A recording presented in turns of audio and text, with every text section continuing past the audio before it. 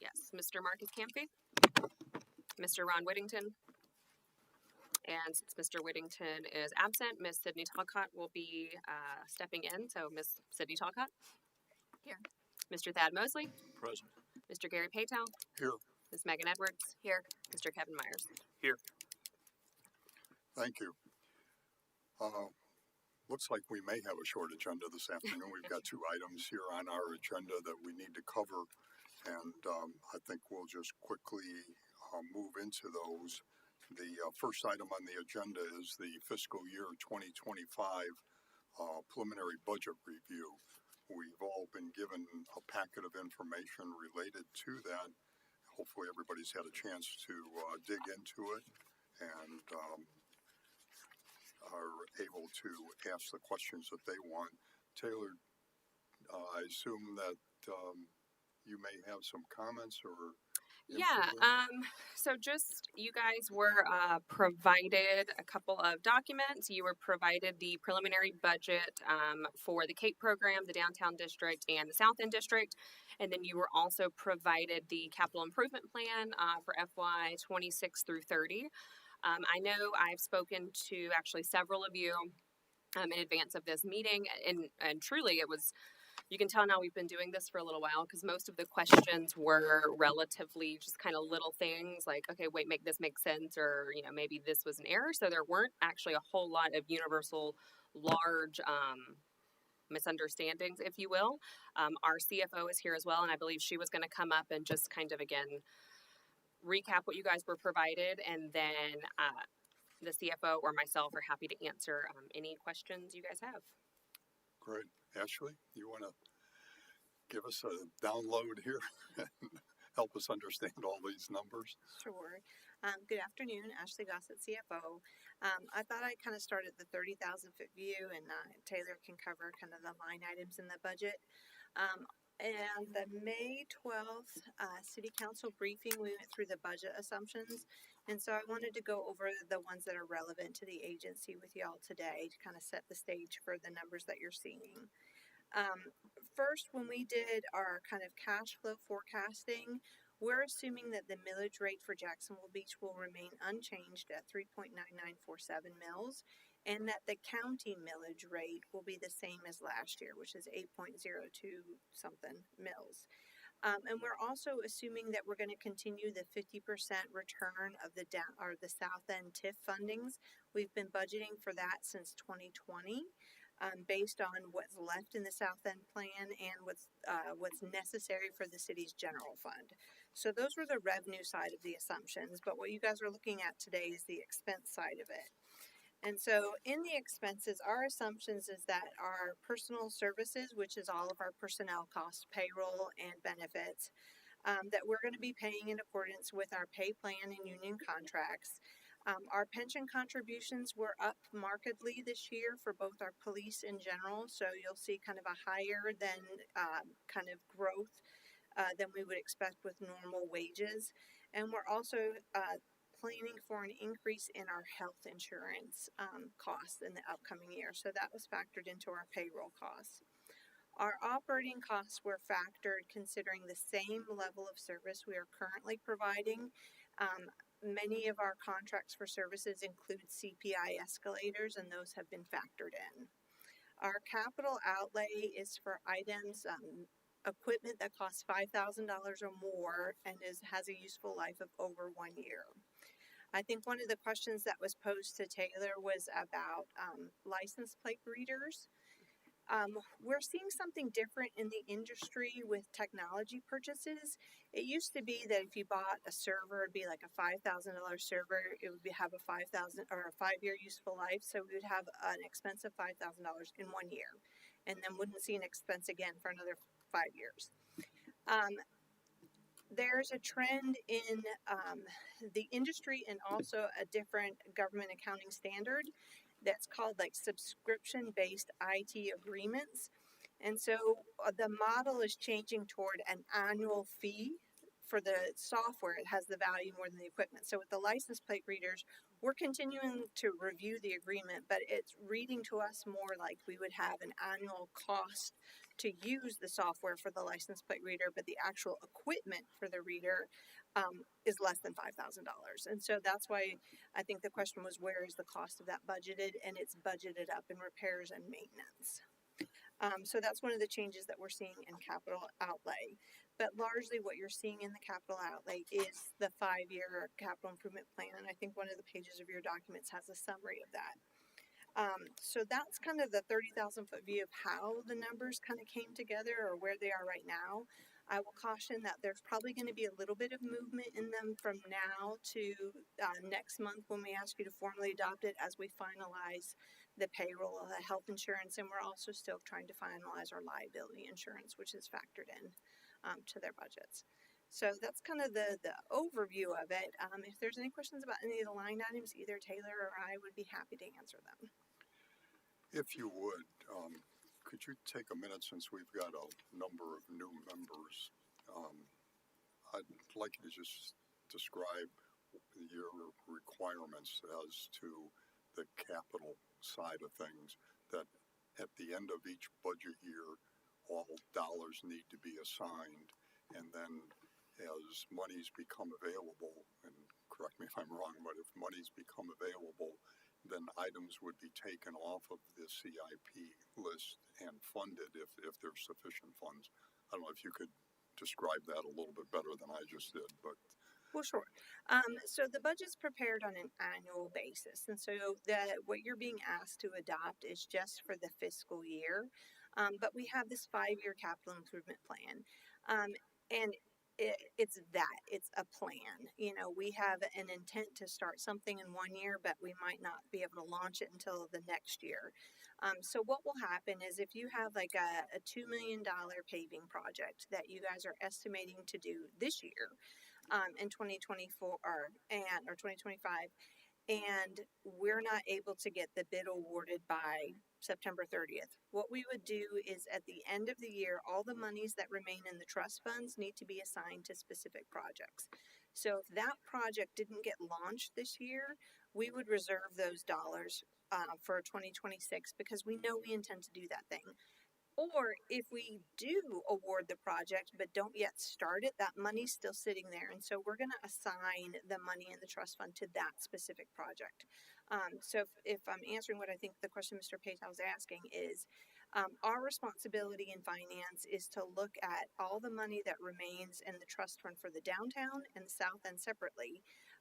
At the end of the fiscal year, what we measure on September 30th, and every dollar that exists in that trust fund has to be marked to a specific project that exists in the CRA plan. Largely those dollars are for projects that we've already initiated but are still ongoing, much like our projects 4 and 5, which is, you know, a multi-year project. Each year we reserve what's left off of that project. And once that project is completed and closed out, we release, if there's any remaining funds, we release that back into the kind of pool to get assigned to future projects. Is that kind of where does that answer, or does that help? I think that's helpful. Okay. Because there's a little bit more to it that you have to go through as you really take a look at the CIP budget over a 5-year span. And I just wanted everyone to get some kind of an understanding of what you have to deal with. Yeah. So the fiscal 25 items that are listed in the capital improvements plan, those items are funded this year, but it's everything beyond that for fiscal 26 and beyond that at this point are not funded. I will say that probably the next 3 years worth of work in the south end, probably the next 4 years worth of work is completely funded with cash on hand. With the downtown, the majority of the cash on hand right now is for projects that have been undertaken, because we've undertaken some significant work that's going to be a couple years in the coming. But we do have some prospective projects that are already funded with cash on hand. And then we have the TIF monies that we receive on January 1 of every fiscal year. So I can say that both trust funds, the downtown and the south end, are in a strong financial position. Instead of relying on debt to fund these projects, we are now in a position to do pay as you go, in compliance with the state statutes about what we can keep in the trust fund each year. Actually, just one other question for you, based on what you were commenting on earlier. You said that personnel services includes all of the salaries and benefits, but when you really look at the salaries and benefits amount between the south end and I guess as well as the downtown district, that the audit showed $1.25 million spent on benefits and salary last year. So if I look at what's budgeted right now, it doesn't get anywhere near that number, and I'm just trying to understand. I think, to me, it almost looks like this is just the salary, but doesn't include the benefits. Yeah. So what you're looking at and the pages provided to you are inclusive, the salaries and benefits, but we also budget for no lapse in payroll. We're very optimistic in the sense that we would like to have every position filled for the entirety of the fiscal year. And I'm very pleased to say with our police department, our staffing, our recruitment has been very successful and our staffing levels have been very high. But when you look at budget to actuals in previous years, the difference is typically vacancies. But I'm still having a problem, because it's for the downtown district, it's about roughly $356,000. It's $139,000 for the South District. And then I look at the audit that was done, and it said that last year we spent $1.25 million in benefits and salary for city employees. I think you're leaving the Cape off of that. I'm sorry. I think you're only adding up the downtown and south end, and maybe that first page with Cape is being left out. Because for 2026 proposed, Cape is 1.435 million, and in 24, Cape was almost 900,000. And if you add that 900 to the number you're throwing out, it gives you what's in the audit. Okay, I'm sorry, I didn't follow your numbers, Taylor. So I think I don't have last year's audit in front of me, but the way that it's reported is all of downtown is reported together. And the salaries at the front of the document, and that would be the combination of Cape and the administration. And then South End, depending on where you're looking at in your audit, we have a roll-up of both TIF funds together, and then in the back after the notes is the downtown and the South End separately. So I'd have to look at exactly what number you're referencing, but what appeared in the audit was the combined personal services, which is wages and benefits. But in the beginning of last year, I think we had a higher vacancy rate in the downtown Cape than we really wanted to for an extended period of time. So we were under budget in the downtown Cape when we finished the year for fiscal 24. Okay. Well, let me open this up for further discussion by the board. Does anybody have any questions for Ashley? Sydney, Thad? No? Megan, please. A minor one. Looking at the CAPE program budget, on the line item, other operating expenses, including bank fees, communications, utilities, etc. I see that for 2025, we had 77,110 budgeted, and we're at 25,000. Is majority of those expenses happening in Q3 or no, it would be our Q4, right? Is it typically happening in the last 6 months of the year? Because it seems so much lower than what it was in prior years and what we're attributing those to. Yeah. So we are on a cash basis, and so in essence, we don't do an accrual in October, and so the monthly expenses start in November. So we're missing probably 1 month of activities in the year-to-date actuals at May 29. So it lags a little bit until we get our period 13 when we convert to modified accrual. But I will tell you that we do not have a change proposed between 25 and 26. That will change when we bring that back to you when we finalize some of our numbers. And so I would expect to see that be adjusted a little bit when we bring it back to you in a month. And for the downtown district, I think you addressed this, but the increase, right, the biggest increase was 9.5% in the total personal services, and we think that's largely attributable to the police department, right? I know they were really trying hard for recruitment. Yeah. So the page one of it, the 15% in the police department reflects just the CAPE. And then Okay. page two, the 9.5% increase reflects just the administrative staff that's listed below and the chart at the bottom of that page. And that again is the city's pension contributions and the health insurance are going up a little bit higher than what we would expect in just the wage increases. okay, all right, thanks, Ashley. Kevin? Yeah, just quick question, mapping back to our last, is it our last session or a few sessions ago? We talked about adding the lifeguard station to a forward-looking. Yes.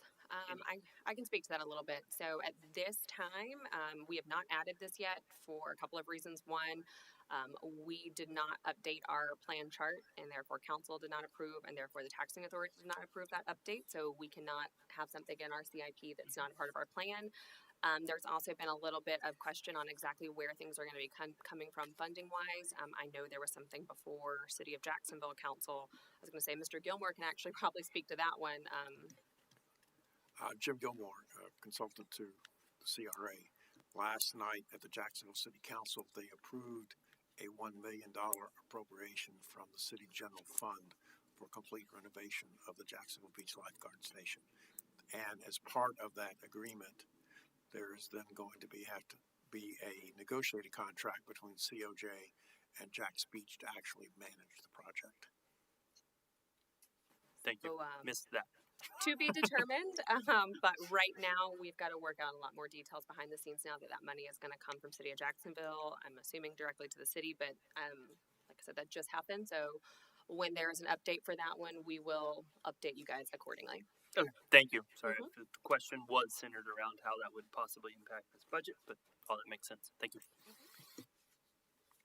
And then if anybody has any questions related, like Ashley said, to anything kind of more in the little details, I am happy to answer. Any further questions from the board? Kevin? Just thank you, Taylor, for always Oh yeah, fielding the questions up front. of course. Appreciate it. Absolutely. We want you guys to be as comfortable with these materials as possible, so. My assumption is that there's no action required on this item, that we're going to be looking at this again in a month or 2 months. Yes, And we sir. So if anybody does have any additional questions, please get them to Taylor and we can get them answered and hopefully get everything in line to be able to approve the budget in our July upcoming meeting. 28th, I believe, right? July 28th, we're going to bring that back at our regular July meeting for formal adoption and approval. Because then in August, all of the budget showcase and budget workshops start. So August is a little bit crazy, but we will bring that. I think we started that actually last year, maybe 2 years ago. We'll bring it to you guys in July, so you see it, approve it. So that way, when we go to council and start the workshops in August, we're able to say this has already been adopted and approved by the agency. Very good, thank you. Yep. I see that there are no other comments, so Ashley, thank you for coming down here and helping us understand the numbers, but we've got a lot of work to do this next year to accomplish all the things that are in the budget, but hopefully we can make that happen, so thank you all. We will move on to the next item on the agenda, and this is the approval of the mural for the parking lot bathroom that occur at the north end of the Pier parking lot. Taylor, would you take us through where I we would stand love to. in reference to this item? Yes. So the Public Art Advisory Committee reviewed 21 submissions. Of those, 12 met the definition for local, which was the intent for this, was to only look at candidates from the 3 beaches. So Jax Beach, Neptune, Atlantic Beach. For the first time, actually, this was kind of crazy. The art committee usually, when we are reviewing pieces, by the end of the meeting, we all get to a place, and I can say that every single time we've eventually all gotten to a unanimous choice.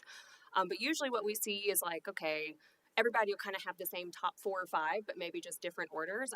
This was really cool. Our meeting was all of like 10 minutes because this candidate was every single member's number 1.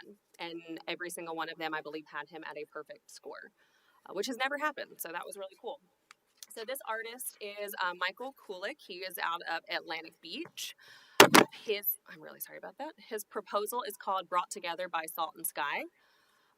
And so really what he took a look at is kind of all the different elements of Jax Beach and what makes the area so unique and fun and kind of quirky. You know, we've always felt that our murals needed to really embrace the beach life and be unique and different. And so he kind of gave us a whole process and kind of how he got his vision statement together. And I think the art committee really appreciated the effort that he showed on how much work went into the thought process. It wasn't kind of just well, this is a cool idea. He really had a lot of effort and intention.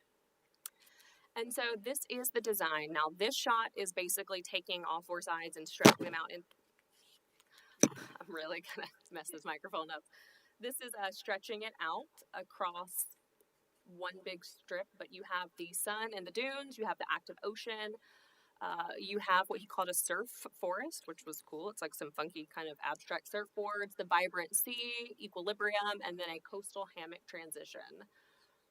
And so this here is the north, and so this is the back. This top piece is going to be the one, if someone is traveling south down First Street, this will be really what stands out to them.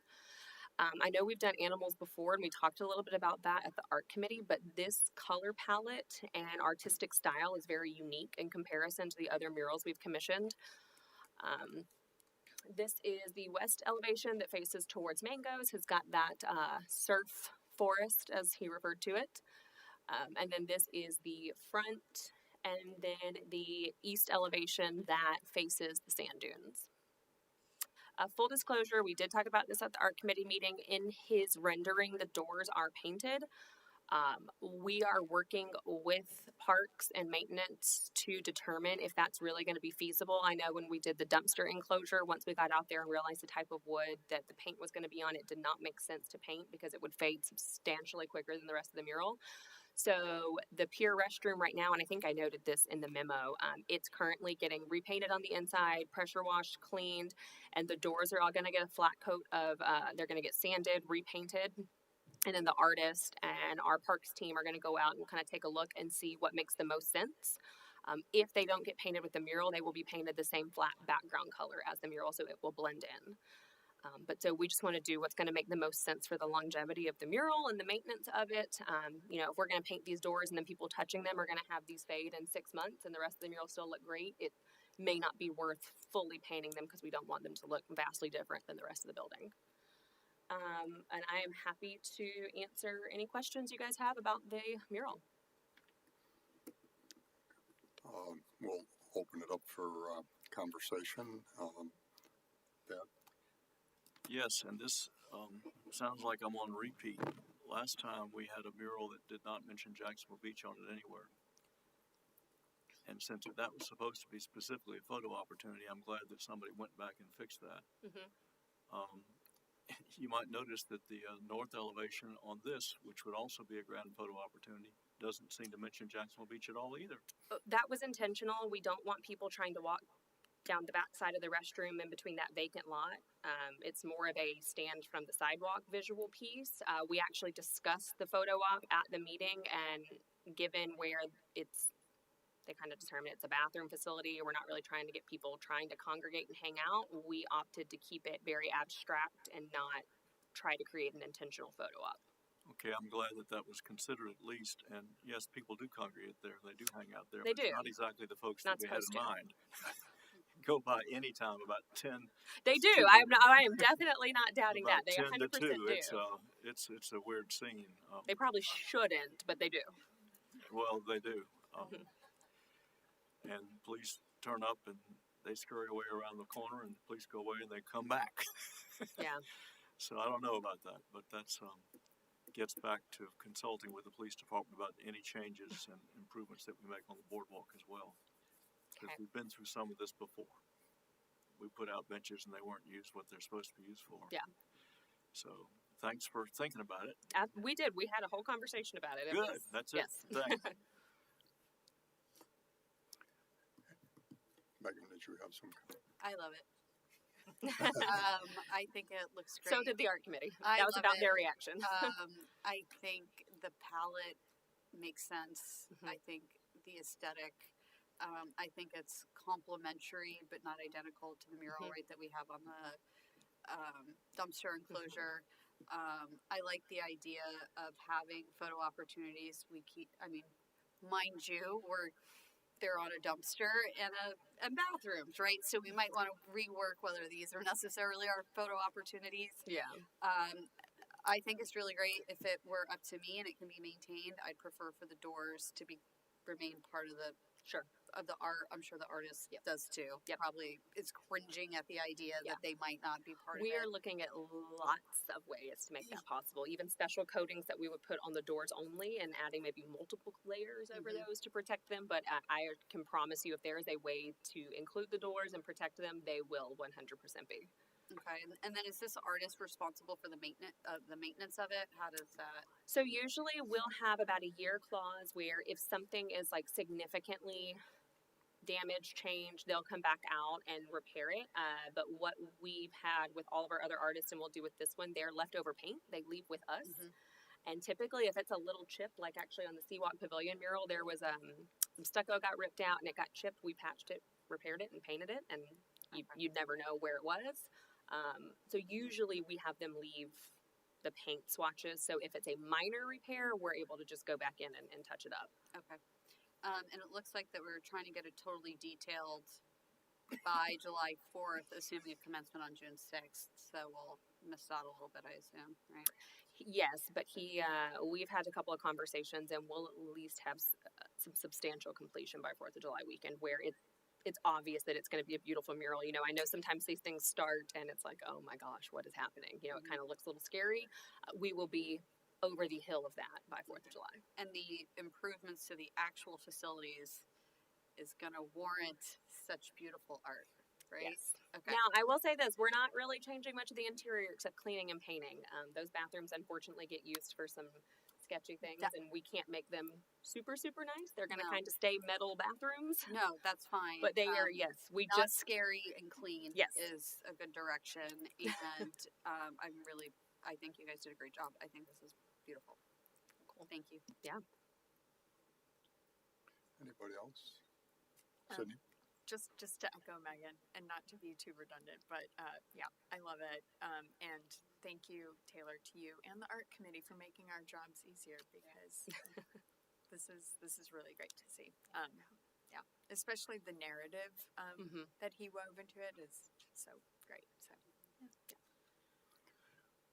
One of the comments that I'll make is I was impressed with the last little verbiage in there about the maintenance of the mural and the fact that it can actually it Like paint will by have numbers. a paint, Mhm. almost paint. I hate to use the terminology, but paint by number kind of description so that we can go in and repair it if it needs be. And I thought that That's was kind of an interesting concept that will help us make sure that we have a longevity for this mural that you might not be able to get from some of the other murals and things. Yeah.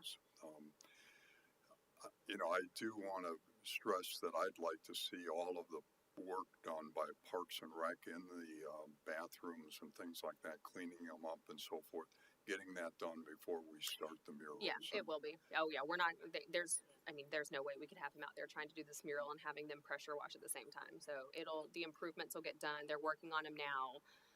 And like I said, the interior is just getting a very deep clean and all repainting so it's fresh. And then the exterior is getting a deep cleaning and all the doors are getting sanded, cleaned, and repainted. because right now there is a significant amount of rust on some of the louvers of the doors, the lighting fixtures, some of the other metal trim that's on the building and so forth. And we really want to make sure that that's taken care of, whether it's replaced or a proper paint put on it so it doesn't continue to corrode, because the first thing it'll do is start to obviously stain that mural. One of the things I would comment to the art committee on is that I would like to see some further considerations for some of the other art options that were put into the original plan, the art plan that was put together by the consultant. We've kind of focused lately on all murals, but there are other things that we can do from an artistic standpoint, and I'd really like to see the art committee kind of start to focus on some of the other options that are in that study that was done, and what we're using as our guide to move forward.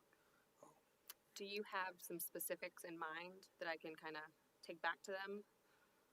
I'm sorry, do I? Like specifics from that plan that you're referencing? Well, they had several different areas. They called them waves, breakpoints, reef corridors, tidal exhibits. There were those descriptions for different art type pieces and where those types of pieces would go. Right. And I would, just ask right now, we've basically been focused on the waves.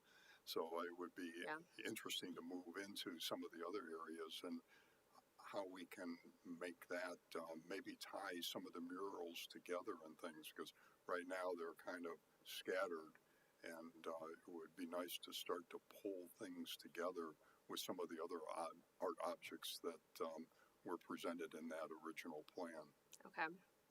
Just for the good of the order, the only, I don't want to say issue, but for lack of better term, some of the issues we run into with that is that plan was done back in 2017, and when it was done, it's got a lot of great ideas, but something to keep in mind when we're looking at that plan are a good portion of the things recommended in there are on private property. So I'm not sure how that made it through and became a plan document, but that's a big issue. Realistically, there's a lot of things in there, quite frankly, especially on some alleyways that I would love to see happen, but they're not our alleys. They're private property, private buildings, and so that kind of runs us into a little bit of hurdles. And then there are a couple of things in there, I can't remember, but I think in some of the breakpoints, I could be very wrong, but some of those called for sculptures and different pieces actually like in the center of roundabouts and things like that, and that was quickly shut down by our fire marshal when we first attempted to try to put something in a roundabout, because there was like no way he was going to let us put up a structure in a roundabout. So I definitely think that we can get more creative, and then definitely fiscal year 26 bring back this microphone in me, bring back some different ideas. But the reason that we've kind of focused on what we have so far, and when we created the committee, it was okay, let's go ahead and get these low-hanging fruit, right? Let's get the murals, our massive walls, publicly owned structures, and kind of get the ball rolling and get the community buy-in, and now see what we can explore. So in 26, we can definitely try to explore some unique options. There's opportunities for temporary installations. That was some of the stuff called out for in that plan as well. And we do still have some city-ins area on parcels where when we're in slow season, we could probably come up with some really cool temporary installations. So we'll try to get more creative on what we can bring back. Yeah. Jim? We have been working, Heather and Taylor and me. In fact, we looked at a document last week that will then have to be passed back up to legal and upstairs to approach a property owner to talk, who has a vacant lot, to talk about temporary art installations. So that at least is starting. Jim to stole move. my thunder. Oh. I'm just kidding. I just beat you to the punch. That's all. But we are working on that. Yeah, Mr. Yeah. Chairman. That's great.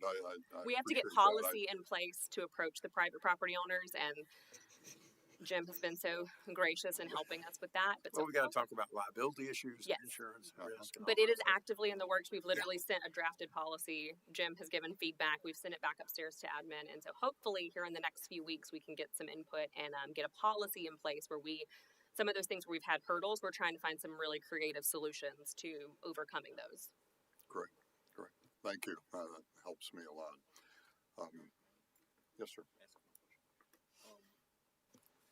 Some months ago, you mentioned at the council that we might start working on a sculpture or appropriate form to put adjacent to the entrance of the pier.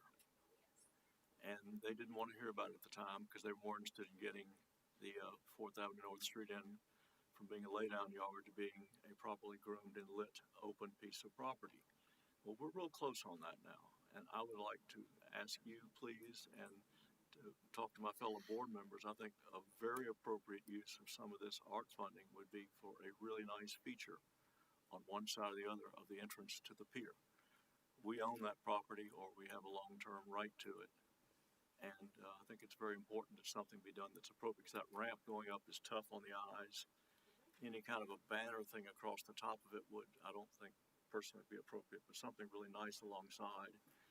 And if the art committee could progress that, I think that would be really important, because it's about to be time to make a proposal on that. Yes, that is up next on their to-do list, is to revisit that and revisit with council, make sure they're comfortable.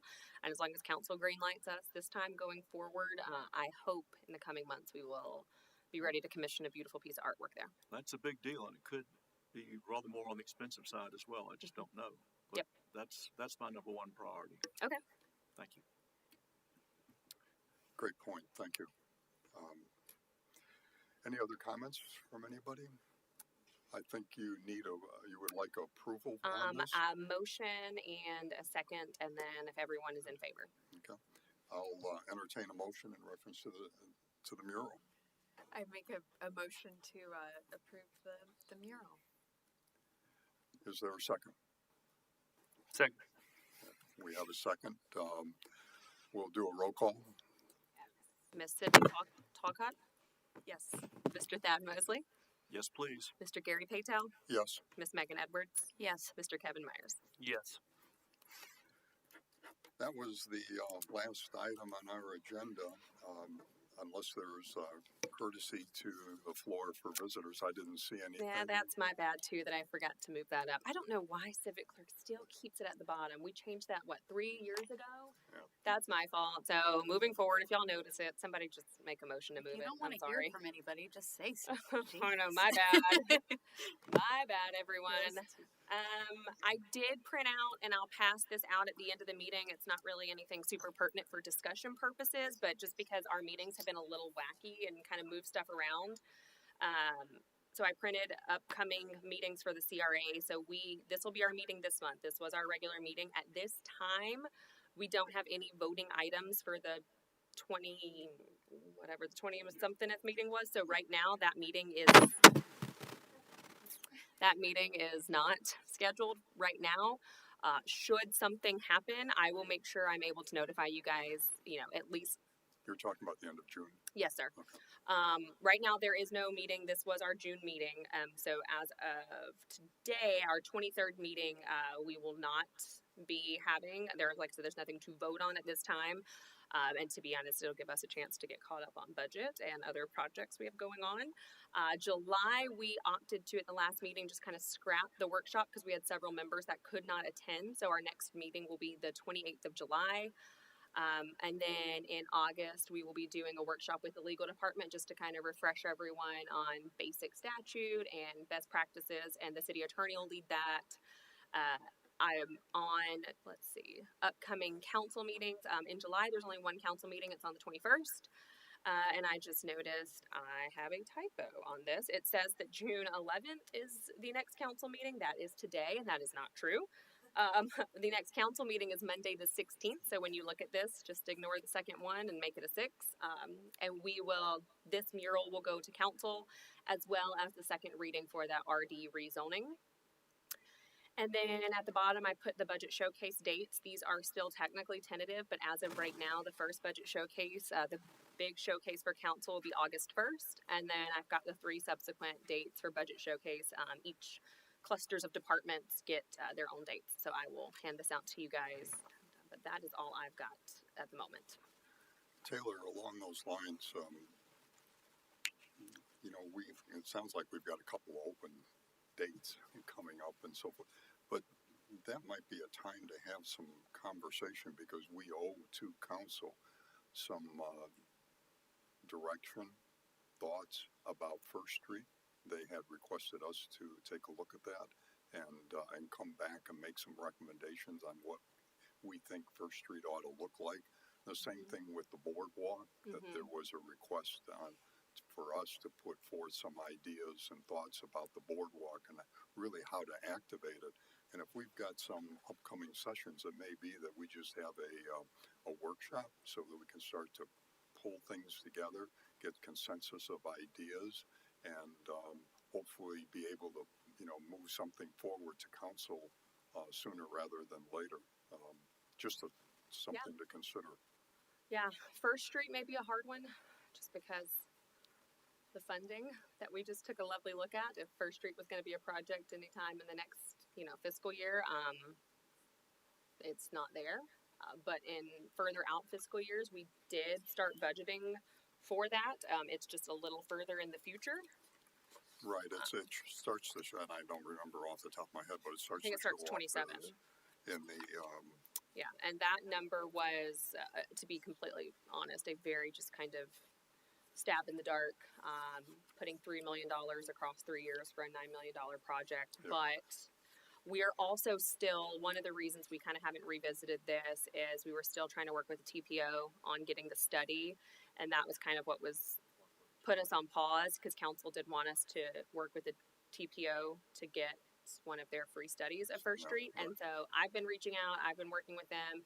We're kind of waiting. They've got a lot of studies going on in the area right now, and what did they just approve? I'm trying to remember the exact name. I don't want to misspeak. They just approved the study, but they can't start on it until July 1. And so really?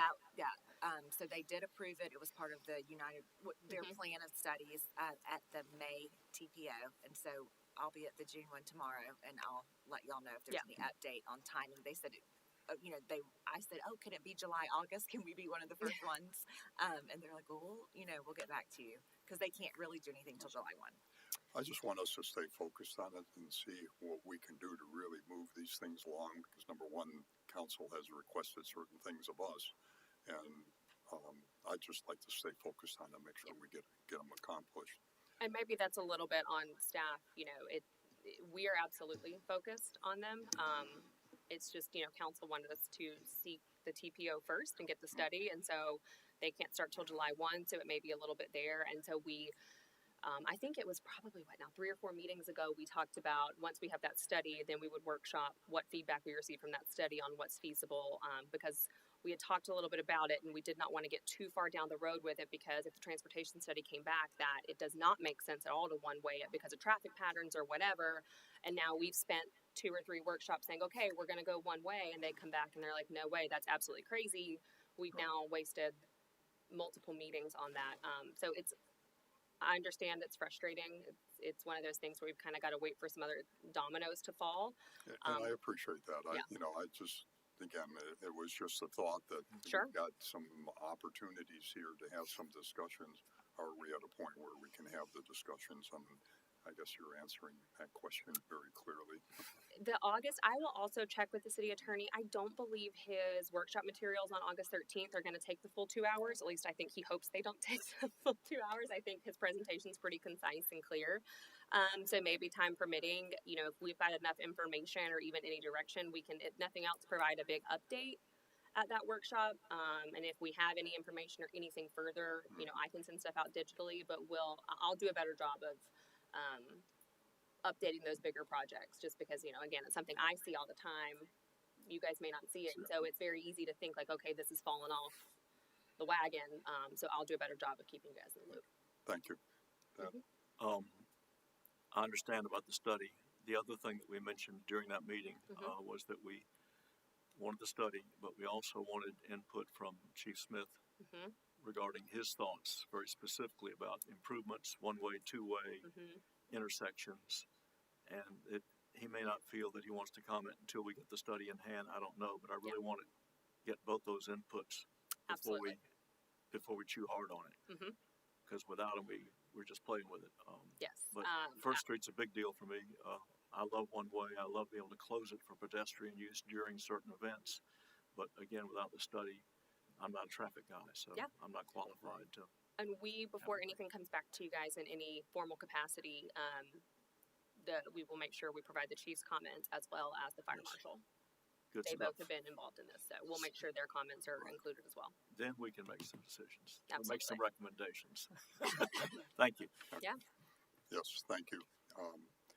I'll make one last comment just for the board's, information consideration. July 1, we are all required to submit financial forms. I don't know if you have gotten your documentation yet, but I just wanted to make sure that you're all aware that those need to be submitted Thank by you. July 1. Good reminder. Yeah. I had that in my head and completely just, so thank you. Also, Jack's Beach Country Fest this weekend. It's another one. Get that plug in. So, Jack's Beach Country Fest. It's we've got a lot of really great musicians and a lot of really good talent. We've all kind of been listening to various artists all week and familiarizing ourselves with their music. So it'll be a really great event. We're excited. Great. I don't have anything else. Does anybody else have any other comments, suggestions? With that, I'll entertain a motion to adjourn. Second. Second. We have a second. All those in favor? Aye. Aye. Opposed? Adjourn. Thank you.